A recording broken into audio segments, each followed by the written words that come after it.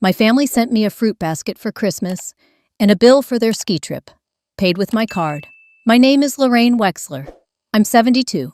I live alone in Bridger Creek, a place where winters last longer than memory, and the post office still knows every name on the envelopes. I used to be an accountant. These days, I mostly brew tea-count snowflakes and try to keep this house from getting too quiet. I'm not telling this story to complain.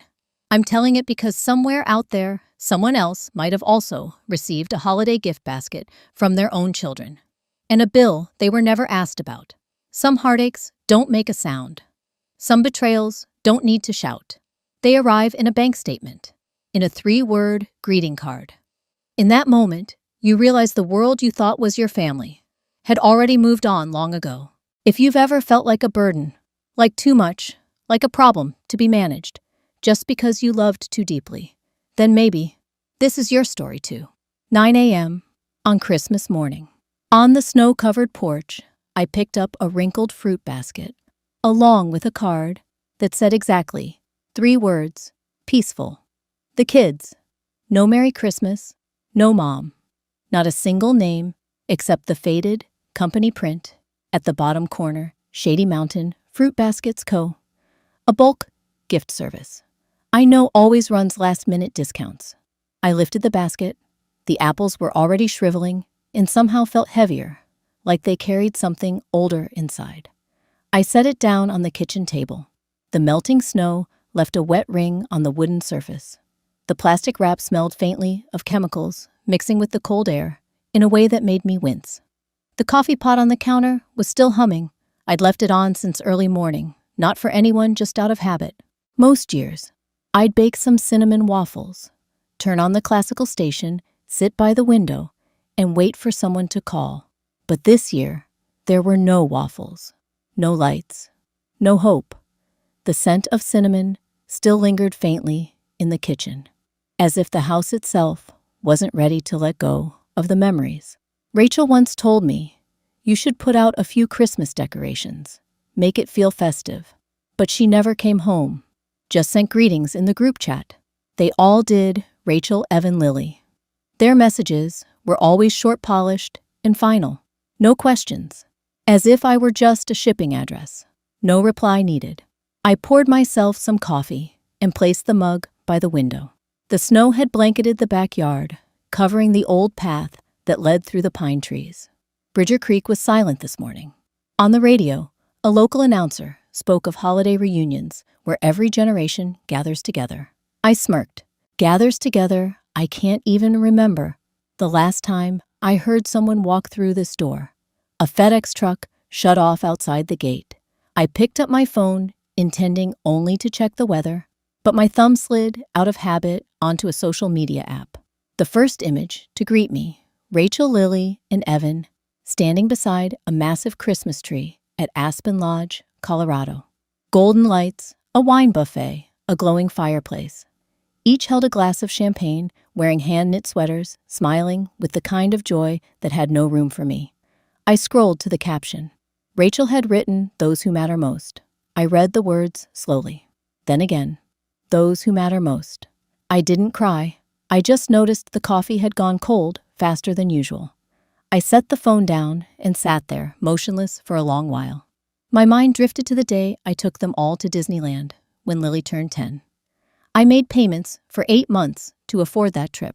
Back then, it never occurred to me that I was investing in being forgotten. A soft buzz, a text notification, Chase notification. You've just made a purchase, $17,560. Aspen Lodge Resort, deck 2327. Card ending in 1470. I stared at the number. My heartbeat slowed. 1470, my card. The one I use for groceries.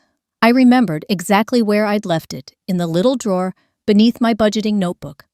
And I remembered, just as clearly, the last time Evan had asked Mom, "Do you still remember your PIN, just in case?" I set down my coffee cup. No shaking, no panic, just this quiet chill that sank deeper into my palms. The kitchen felt strangely wide, as if the silence wasn't just filling the space, but settling quietly over me too. I walked to the drawer, opened it. The card was still there, tucked along the notebook's edge, next to a stub of pencil I'd kept for no good reason. I picked it up, flipped it over. The magnetic strip was worn from years of gas station swipes. I couldn't recall ever giving anyone permission to use it. But then again, it wasn't permission, was it? It was not saying no when Evan asked to help pay something real quick. It was giving Rachel the PIN because she'd forgotten her wallet. It was Lily texting me a photo of a receipt with "used your card. I'll pay you back."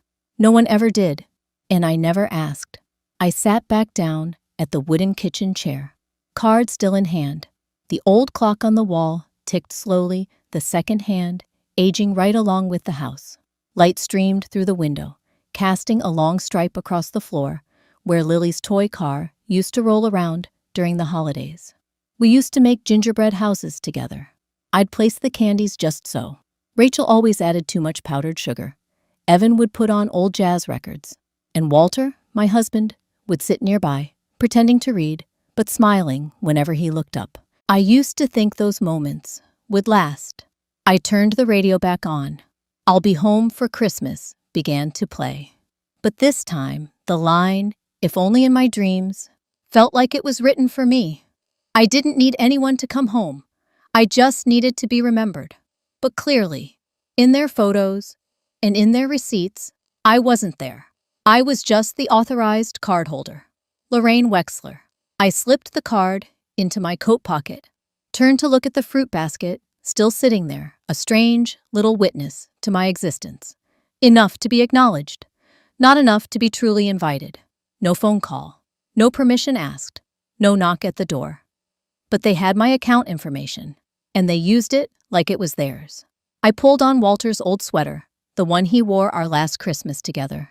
It still smelled faintly of smoke and cheap soap. I wrapped a gray scarf around my neck. Outside, the snow was still falling light, but steady. I opened the door. The wind rushed in, as if it had been waiting all morning. FedEx footprints were still fresh on the steps. I stepped outside. The snow reached my ankles icy cold, but I didn't stop. I didn't have anywhere in particular to go. But I knew if I stayed, if I kept playing the quiet, waiting mother, nothing would change.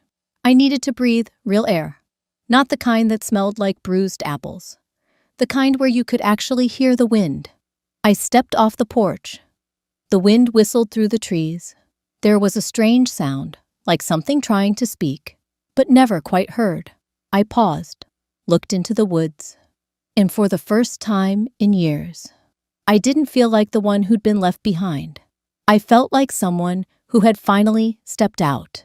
I used to believe that if I never asked for anything, my children would always keep me in their hearts. But over the past 2 years, the bills kept coming.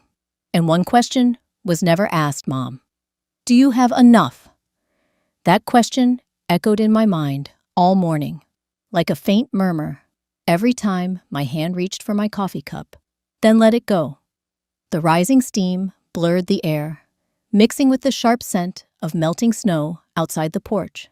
I sat in the wooden chair, my back aching from the night before. Too much time spent sorting the old filing bin. My husband used to call it the evidence suitcase. He never liked how many papers I kept, but I always felt safer knowing everything was within reach. Bills, statements, health insurance forms, even a plane ticket to Kansas from 1994 that I never used. I picked up a file folder and opened it, leafing through receipts, Lily's unpaid tuition balance, Rachel's health insurance summary, even Evan's endocrinology prescription, all with my name listed under payer. Altogether, in the last 2 years, I've spent $73.40. Not every charge was big. Most were a few $100s, but the way they piled up like endless, silent requests made me feel colder than the wind outside. I pulled out another paper, a half-written letter, the handwriting wobbly from a late night I can't quite recall. The first line said, "I think I'll be okay if I just keep the peace and don't bother anyone." I'd meant to send it to Walter, just to feel like I was still talking to him. But I never sealed the envelope. It stayed buried in the files, like a part of me that had dimmed, but never found a place to rest. Around noon, I put on my long coat, slipped on my shoes, and drove to Tilly's, the only cafe open on holidays. The roads were slick, but my old tires knew how to handle it. Moon River played softly on the radio. Outside, everything was blanketed in white. A pine tree leaned over someone's porch, its star tilted to the side. Tilly's was quiet. Bob sat at his usual back table, cowboy hat still on always. Doris waved when I walked in. "Anyone stop by?" she asked, stirring more sugar into her peppermint tea. "No," I said. "They're busy. Living." We both smiled. That quiet kind of smile you only share with someone who knows the ache of being left out. Doris is 84. Sharp mind, weak knees.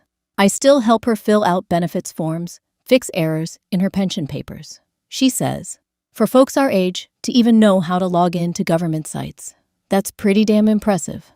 I ordered pancakes and black coffee. Sat by the window. The snow was falling slowly, like ash. Bob retold the story of the winter. The freeway froze, and the town ate nothing but potatoes for 3 days. I listened, halfway. My thoughts still stuck on the number 73,000. After the meal, I drove home. The wind picked up. The sun was out, but it brought no warmth. I stepped inside, hung up my coat, took off my shoes, and walked to the desk by the window. My old laptop takes 2 tries to turn on. I opened the browser and logged into the bank. They still use the same interface. I knew every tab, every click. 3 names appeared on the screen. Evan Wexler. Authorized user, Rachel Pierce. Authorized user, Lily Wexler. Authorized user. I stared at those words, not with rage, not even sorrow. Just that hollow familiarity, like opening an old room and realizing someone else had cleared out your belongings long ago. I moved the cursor slowly from one name to the next. Evan, Rachel, Lily. Each one brought back a time when I told myself they're just borrowing. When Evan lost his job after his startup failed, I gave him my card to help him save face in front of his family. When Rachel got divorced, I covered her insurance so she could focus on her mental health. When Lily dropped out of school, I paid for yoga classes and a short-term rental so she'd have space to find herself. None of them paid me back, and none of them ever asked if I had enough.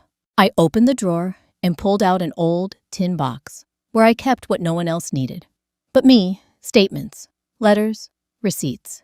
Inside was a notebook where I'd listed every expense I'd ever paid for my children. The final page showed the total $73,040. I didn't keep it to hold a grudge. I kept it to remember how many times I'd put others before myself. I placed my hand on the mouse. A small box appeared next to Evan's name. Remove authorized user. The pointer hovered. My hand didn't tremble, just felt heavy. My eyes stopped at the word authorized, given permission. And who gave that permission? I did. So if things had drifted far beyond what I intended, then taking it back was also mine to do. I clicked. A confirmation appeared. Are you sure you want to remove this family member's access? I read the words slowly, like reading a farewell you've written but never sent. And I clicked yes. Evan's name vanished. Then Rachel's. Then Lily's. Each click felt small, but left a deep space inside me. Not because I regretted it, but because I never thought I'd do it. Never thought I'd sever anything tied to my children. But when trust becomes a weight, letting go isn't giving up. It's a way of coming back to yourself. I closed the laptop, poured myself a glass of water. No tea, no sugar. I needed something clear. No sweetness pretending to be comfort. The fruit basket from Christmas still sat on the table, 2 apples shriveled to their cores, the cellophane peeling off at the corners. I picked it up, opened the trash, and dropped it in. The first time I ever threw out a gift from my children, without guilt. Outside, dusk had settled. The snow reflected faint yellow light from the neighbors' homes. Doris was probably watching an old black and white movie. Bob might still be telling stories at Tilly's. And me, I felt something lift off my chest like a layer of ice finally cracking. I stood up, reached for my coat, opened the door. The cold wind rushed in, and this time I didn't turn away. My footprints from that morning were still etched in the snow. I stepped onto the porch, didn't look back, and for the first time in years, I told myself I have the right to say, that's enough. The bank didn't ask why, but Toby, the young man behind the counter, looked at me like I just lost someone. I'd arrived early, before the frost had cleared from the windshield. The bank had just opened. The artificial tree in the corner still hung with a few loose silver baubles. No one had taken it down, as if the town wasn't ready to leave the holidays behind. "Can I help you with something?" Toby smiled softly, stretching across the desk to reach a pen. I pulled from my wallet my ID, a printed statement, and a request to revoke access for 3 names: Evan Wexler, Rachel Pierce, Lily Wexler. I laid them out carefully on the glass counter. Toby glanced over the papers. His eyes weren't curious, but something in them dimmed. Not pity, more like he was looking at someone who had just closed the door on a home they'd lived in forever. "Let me verify these for you," he said, typing quietly. "I'll need your signature next to each one." I signed. My hand didn't tremble, but my eyes lingered on every name like reading the faded pages of a long-kept ledger. Evan, the little boy I once brought to the old branch in 1992, gray button-up, clutching his first savings book. Rachel, the stubborn girl who once wrote me a handwritten letter asking for tuition while I was recovering in the hospital. Lily, born premature that August, whose tiny hand I held through 3 winters straight. When I finished signing, I slid the papers back. Toby nodded, paused for a moment, then asked, "Would you like to take the Christmas tree? We're about to toss it, but it's still good." I smiled. "No, leave it where it is." Just like that, from the bank, I drove to a small law office near the town hall. The lawyer, a gray-haired woman named Andrea, welcomed me into a room filled with books and a glowing electric fireplace. I didn't need to explain much. Andrea listened, the way people do when they've heard too many stories like mine. I told her clearly I wanted to update my will. No more equal division. In fact, no division at all. "I want to set up a scholarship fund," I said, "for single mothers over 50 who want to go back to school. Learn a trade." Andrea nodded. "A meaningful decision, Ms. Wexler." I signed a few more documents. The pen I used had the logo of the local hospital, one of those we used to hand out to patients back when I worked in the billing department. The blue ink spread across the paper like a line I couldn't cross back over. When I got home, I hung my coat on the same old hook, set my wallet down on the kitchen counter. The house was still quiet, but it no longer felt hollow. It felt like a stage after the final curtain. Warm, yellow lights, velvet drawn, and the lead actor stepping gently off stage. I opened my wallet and pulled out an old business card. The paper had yellowed slightly, the ink a bit smudged. Dr. Camille Rayner. I'd kept that card for 8 years. Never once called. But this morning, when I pulled it from the small pocket next to Walter's photo, I knew the time had come. The phone rang 3 times. Before someone picked up, "Rayner Counseling," a calm voice said. "This is Camille." I cleared my throat. "This is Lorraine Wexler. I've been holding on to your card for a long time." There was a pause. "Lorraine," she said softly, "I remember. Are you all right?" I took a breath. "I think I just cut ties with my children." There was no pity in Camille's voice, just presence. "We can set up a session." I nodded, though she couldn't see it. "Yes, a morning would be good." I ended the call, set the phone on the counter, and opened the fridge. There wasn't much: a carton of eggs, almond milk, half a cornbread loaf from last week. I wasn't hungry, but I still took out a slice. Boiled water, brewed some peppermint tea. My hands moved through the motions like a melody I'd known for years. No sheet music, no audience. I poured the tea into a porcelain cup with an hourglass printed on the side, a birthday gift from Walter, the year I turned 50.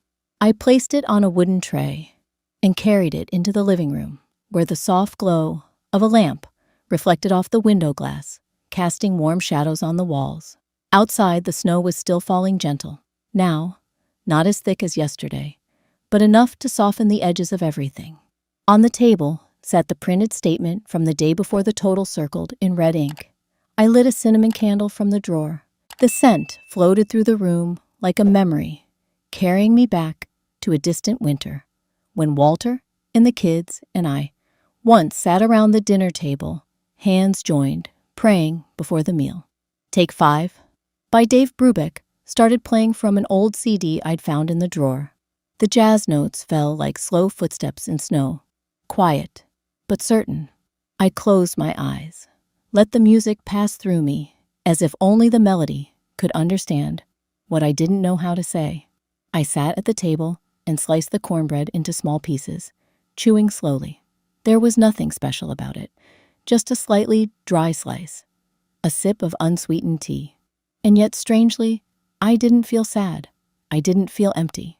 Only peaceful, as if I'd just laid the first brick of a new kind of home, an invisible one, but real enough to shelter my soul. My eyes wandered to the corner table where an old sketch lay folded. I opened it, brushed off the dust, and smiled. It was a drawing of a lakeside cabin, the one Walter and I once dreamed of building after retirement. Wooden walls, a wide porch, a fireplace, windows looking out onto the water. I used to think of it as a dream that had missed its chance. But now something in me whispered, it's not too late. I still have strength. I still have hands. I still have freedom. The phone buzzed, cutting through the quiet. I looked toward the landline, its red light blinking 3 times. Evan called. A minute later, Rachel. Then Lily. Each name lit up like a hand reaching out from the dark, but I no longer felt the need to grab hold. I didn't answer, didn't play the messages, didn't save the calls. I simply closed my eyes, leaned my head gently against the back of the chair, and whispered to no one but myself, this is the first meal I've eaten without feeling like I owe anyone anything. Those calls didn't need a reply, but 3 days later, Evan showed up. No knock, no warning, as if he'd just woken from a dream, and I had long since walked away from it. I didn't close the door. I just closed my wallet. I said it calmly, hands wrapped around my ginger, tea eyes fixed on Evan, standing in my living room like a spring storm that came out of season. The boy, no, the 46-year-old man I once held in my arms, slammed his hand against the pine wood table, hard enough to make the candle dish tremble. His cheeks were red with anger, but his eyes were afraid. He'd never been denied, at least not by me. I can't believe you did this, Evan said, gritting every word. My clinic payment got declined. I'm getting my thyroid checked. Do you even understand that? I nodded slightly. I do, but that card now has one name on it, mine, and I'm not allowing anyone else to use it.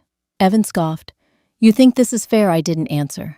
Instead, I reached for another slice of dried ginger and dropped it into my tea. The steam rose, sharp, but soothing.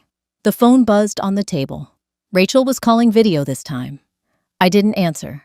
I let Evan see her face on the screen himself. Mom, what's going on? Rachel asked, lips tight, her camera shaking like she was walking down a restaurant hallway. Evan says, you cut all the cards, stopped the payments. Are you okay?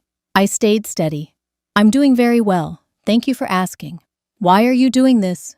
Rachel's voice rose into pleading. You know I've been stressed. The doctor said I need less pressure. You think this helps? Lily's voice cut in from behind Rachel. Don't you see the family's falling apart? I looked at them and realized the most painful thing wasn't their anger. It was that they thought it made sense. I didn't feel angry, just tired and hollow.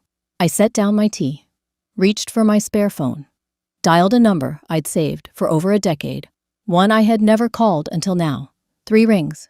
Camille's voice answered steady and unhurried, just like before. Hello, Lorraine? I just said no, I told her. To all 3 of them. No yelling, no tears. Just no. Good, she said softly. What do you see now? I looked up. Evan was pacing the room like he was searching for one last argument. Rachel was slipping off screen. Lily had her head buried in her sister's shoulder. I see that they've never actually asked me what I need, I replied. Even when I say no, they still think I'm testing them. Camille breathed in, gently. What have you been most afraid of? When saying no to your children? An old question. But this time, I didn't look away. I used to be afraid of losing them. But I'm starting to understand if the only thing keeping them close is money. In my silence then, what I've lost hasn't been family for a long time. Camille said only one thing. Your breath is the one thing they can't take from you. I nodded. The call ended. Evan stepped closer, quiet now, for the first time. We'll have a family meeting. Saturday, 4 p.m., Rachel's place. You should come. I didn't ask who came up with it. No one asked if I wanted to. I walked him to the door without putting on a coat. Not out of defiance, but because I no longer felt the need to stay warm for something that's been cold far too long. He didn't look back. The truck growled through the fresh snow tires, skidding once, before disappearing past the bend lined with pine trees. No goodbye. No. Take care, Mom. Still, I stood at the threshold for another minute, as if confirming quietly that for the first time in my life, I wasn't chasing after someone to mend the distance. Back inside, I made another cup of ginger tea, the only thing I used to make when someone in the family was sick, worried, or disappointed, but still needed comfort. I'd brewed it on so many lonely nights, but today felt different. I sat down at the table and opened my phone. A message from Rachel family meeting. Saturday, 4 p.m., Rachel's. No invitation, no kindness, just a command. I didn't respond right away. I got up, walked to the bedroom, and opened the second drawer on the left, the one where I kept things that weren't urgent but couldn't be thrown away. A small, ebony box still sat there, engraved with soft letters. Walter and Lorraine, 1983. I opened it. Inside was a photo of us at Flathead Lake, his arm around me, his hair blown wild by the wind, and me smiling gently. Beneath it, his light gray holiday coat. I smoothed the folds and tried it on. It still fit, still held warmth. I stepped toward the mirror. My hair was silver now. No more soft waves like before. But in my eyes, there was something I'd never seen in myself. Not defiance, but calm. I sat at the vanity. Beside me lay a red notebook where I'd once written down cookie recipes, doctor numbers, and Walter's medications. On the last page, a line I'd scribbled on my 71st birthday. If no one protects you, at least don't abandon yourself. I closed my eyes. Camille's voice echoed faintly in my mind. If you forgive them, do you think it will change anything? I used to think so. Now, I don't. I no longer live hoping others will change. I live so I no longer break promises to myself. The phone buzzed again. Rachel, hope you'll come with an open heart. I read the message. No frown, no smile. I simply deleted it. No reply. No longer the mother who always showed up just to keep peace at the dinner table. None of the three asked if I wanted to attend the meeting. They just picked the time, picked the place. As if I were a system error, something to be addressed quickly isn't neatly, then forgotten. I arrived on time. Not early, not late. Rachel lived in a townhouse in one of those new housing developments. Bright white, lined in perfect rows, every window identical. I checked the address 3 times, just to be sure. The door opened. No greeting, no hug. Rachel turned away and said briskly, "Come in, we're waiting." I stepped inside. The laminated floors were cold underfoot, even with my fur-lined shoes. A faint scent of vanilla came from a cheap candle, burning on the table. More smoke than fragrance. The living room looked like it belonged on a magazine cover. White walls, beige sofa, glass coffee table. But not a single family photo. Not one trace that an old mother had ever visited. The dining table was set, but no one was eating. Just glasses of water beside an open notebook, its page blank as if this meeting were an official intervention. Rachel began. "Mom, I'm not saying this to judge you. We're just worried about you." I nodded. "Worried about me?" "Yes. You cut off all financial access without telling anyone. Do you realize how that affected us? Evan jumped in irritation, sharp in his voice. I just wanted a little help, like always. What's so wrong with leaning on our mother Lily, sitting at the end of the table, spoke quietly. We think you might be going through something. A crisis. Maybe age-related? I looked at the three of them. Their faces still held features I once adored. Rachel's almond eyes, Evan's high forehead, Lily's trembling mouth whenever she cried. But I no longer saw them as lost children needing guidance. I reached into my bag, pulled out a stack of papers, and laid them on the table. These are the receipts I kept. Over the past 2 years, Evan's tuition, $24,000, Lily's insurance, $11,300, Rachel, advances for your daughter, your startup, your wellness to retreats, $37,700. No one moved. I continued. That's $73,000 in total. I don't want it back. But I also don't want to be treated like a bottomless gas pump. Rachel gave a dry laugh. You really kept track of every penny. That's a bit much, Mom. I looked straight at her. I used to be a head accountant. I never forget numbers. But the thing I can't seem to remember is the last time one of you hugged me just because I'm your mother, not because I could pay for something. The air in the room thickened like condensation, waiting to freeze, even though the electric fireplace buzzed softly in the corner. Rachel slammed her hand on the table. You're turning yourself into a victim. Don't you see that? We're just trying to help you stabilize things. Manage everything better. You should be grateful. I didn't react. Instead, I slowly reached into my coat pocket and pulled out a second piece of paper, neatly written, yellowed with age. To my children, what I can no longer count in dollars, my trust. I placed the note on the table right next to the printed statements. This is what I gave. No receipts, no interest. But now I think I need to keep a little for myself. Evan shot up from his chair. So now we're just freeloaders, is that what you think? His voice cracked, like something between guilt and fury. I stayed calm. I used money to raise 3 people. But love isn't a lifetime membership. Lily burst into tears. Real tears, the kind she used to cry when she was sent to the corner for stealing cookies as a child. But this time, her tears didn't move me. Maybe because I'd finally learned that emotion isn't proof of remorse. Sometimes it's just a tool to blur accountability. Evan clenched his fists, stormed out the door, without another word. The room was suddenly quiet. Just the 2 daughters and me. Rachel picked up the paper I'd written, folded it carefully, then smirked. Thanks for the Christmas gift, Mom. I didn't reply. I simply stood, put on my coat. Before leaving, I looked at them both and spoke clearly. I don't need an apology. I'm just no longer willing to be the place where blame gets dumped. No one answered. The room felt colder than the snow outside. I stepped out, hands buried deep in my coat pockets. The wind slapped against my cheek, sharp, but also a reminder. I was still alive, truly alive, even after a conversation meant to break me. On the way home, my car passed a small bridge over the creek, now frozen. I glanced at the still water, locked beneath the white crust. It looked like something sealed off for the winter, like the way hearts can freeze over after too many unspoken winters. I whispered to myself, not loudly, not bitterly, just a quiet acknowledgement. Tomorrow I'll start clearing out some books. Maybe it's time to find a new place for myself. I didn't clear them the next day, but 1 week later, I left.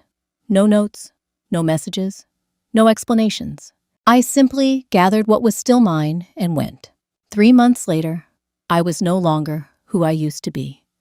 What remained was just me and a few young plants pushing up through frozen earth. Spring comes slowly in this part of the world. The snow hasn't fully melted, but the sun is no longer cold. Light streams through the wooden window panes, illuminating tiny specks of dust hanging in the air. I sat on the porch steps, a cup of Earl Grey in hand, breathing in the scent of tea and forest wind. The little cabin sat about 2 hours from Bridger Creek, no clear phone signal, no bus route, just a dirt road winding through pine trees. This place was once only a folded sketch in my desk drawer. Now, It had become the quiet beginning of a new life, marked not with grand gestures, but with things that were small, steady, and my own. I started planting lavender. The soil was still damp and cold, but I trusted the roots would take hold. I read old books. I picked up where I'd left off years ago. How to mix watercolor, how to shade the shape of a tree on wet paper. I brewed tea, played jazz records, and never waited for a knock at the door. Last week, I submitted an application to teach a class called Life Accounting for Retirees at a small town library nearby.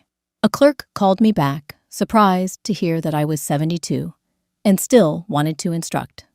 I simply said I have no desire to die with unused parts of myself. No further explanation was needed. This morning, while trimming weeds along the path, I saw a cloud of dust rising on the road. The car stopped. Evan stepped out, shirt-wrinkled hands in pockets, his gait uncertain, like a boy walking into his first day of school. I wasn't surprised, and I didn't rush. He glanced around, then approached. "Mom." I nodded. He reached into his pocket and held out a check. $500, first repayment. I didn't take it right away. I just looked at him. There was something different in Evan's eyes. Not guilt, not quite regret, just quiet. "I didn't think you'd want to see me again," he said softly. I opened the door and motioned toward the inside. No sugar in the tea, but it's still hot.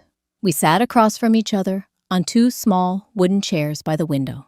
The Earl Grey filled the room with its soft fragrance, mingling with the wind threading through the trees beyond. Neither of us spoke. We didn't have to. Evan looked around the cabin, his eyes landing on the bookshelf, the unfinished painting, the waiting pots of soil, still hoping for real sunlight. Then his gaze stopped at the photo of his father on the table. The frame was old, the glass slightly fogged, but still intact, still warm, with Frank's quiet smile. "We still talk about you, you know," Evan said, voice low and hoarse. I didn't reply. That wasn't a sentence meant to be answered.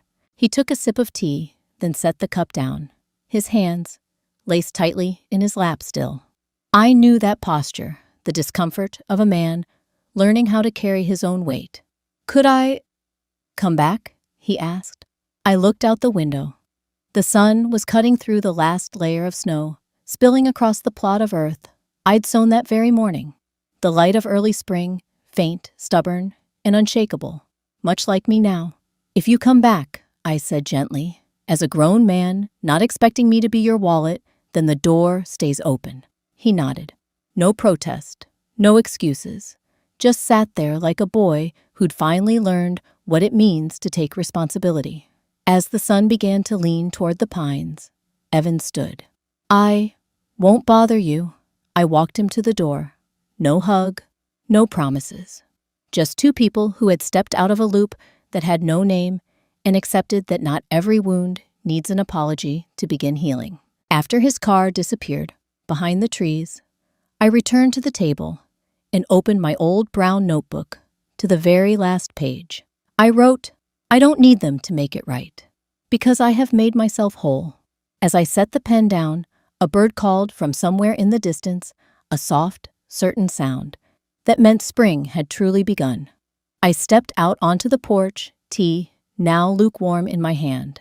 The breeze lifted the hem of my old sweater. Sunlight pierced the pale clouds, filtering through the last of the snow, falling onto the patch of earth just outside the front door, where the first green shoots had started to break through. And I stood there, still and quiet, like the final thread, pulled gently from a skein of old yarn, not frayed, not broken, just finished in its own natural way. Maybe none of my 3 children ever realized the mother who once stretched every dollar to care for them quietly disappeared that winter. What remained was a woman who had learned to step out of silence and give herself back in a life that didn't feel borrowed. I used to believe that sacrifice was love, but now I understand if you don't know how to value yourself, there will come a day when even those you gave everything to will see you as a burden. Like the old blanket that once kept the whole family warm through endless winters, only to be tossed aside when no one felt cold anymore. Forgotten, though, it had been leaned on more times than they could count. If this story touches your heart, take a moment to think of the one who once put you ahead of themselves. And if there's still time, let them know they are not invisible.